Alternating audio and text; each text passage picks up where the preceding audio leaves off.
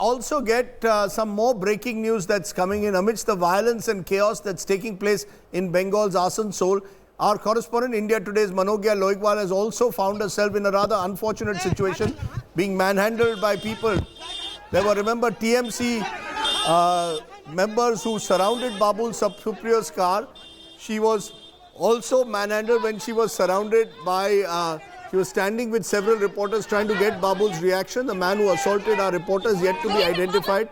But Manogya has confirmed to us that he was a TMC supporter who was standing behind her. So we need to get more details on that. Okay, these are the unfortunate scenes, and clearly the worst scenes are from Bengal. Let's listen in once again. Let's see what actually happened there.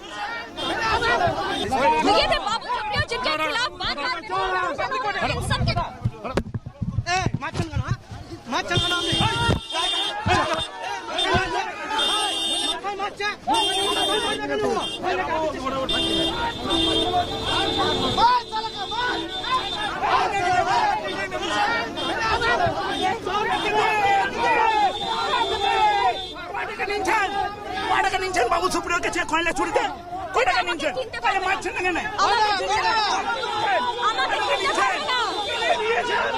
amake kinte parbe na modige hotel gaচ্ছে আবার বলছে কিনতে পারবেন না ये थे बाबू सुप्रियो जिनके खिलाफ बात सबके ए माचन गाना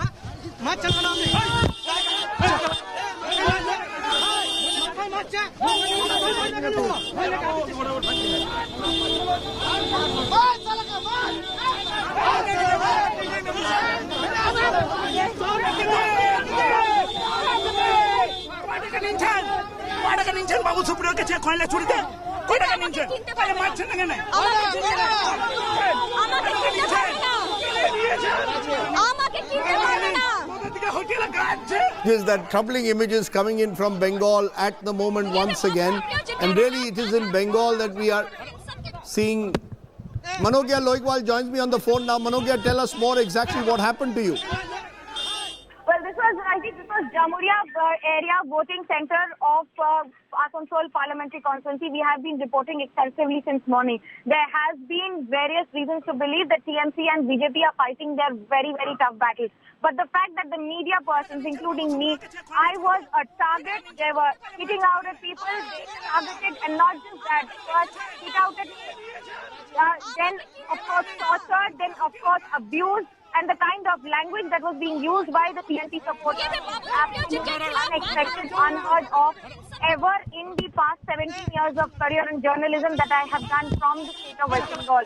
The fact that they were not just speaking out, but also using abusive languages. And then, of course, just for the fact that we were reporting somewhere in that region where there has been tension, there have been reasons for everyone to believe that people have not been allowed to vote. TMC has been claiming that BJP is the target of BJP.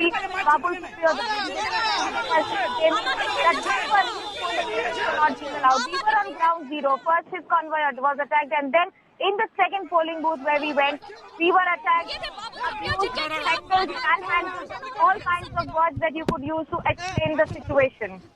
Well, the TMC clearly has much to answer for. Aman Sinha, I know that your delegation is going to meet the Election Commission, but we are also being told that a TMC delegation is going to the Election Commission protesting at the manner in which Babul Supriyo entered a polling booth. So clearly both sides now, this is a fight to the finish. Why is it that it is happening every round in Bengal only? Rest of the country, we aren't seeing the kind of scenes we are seeing in Bengal.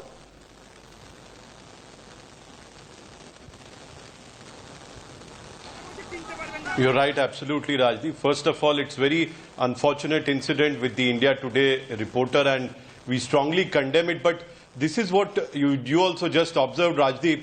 All over India, even in Jammu and Kashmir and all other states ruled by other parties, elections have been happening by and large smoothly without any law and order problems. But why this is happening in Bengal only? This is because there is a Gunda rule which is prevailing under Mamata Banerjee, where her goons are, out on the streets. They are not even sparing lady reporters. They are abusing, molesting them, threatening them, attacking them using abusive language. This is the kind of training and the kind of baptism that happens in TMC, and it aptly reflects the ground situation which is prevailing. You all know, Rajdeep, what happened in Panchayat bypolls. Those who went to file their nominations, they were brutally tortured and killed. This is the state of affairs which is prevailing in Bengal, and therefore BJP has been taking up this issue. I would request for, like India Today, all other media groups to take up these issues of kind of violence which is happening in Bengal.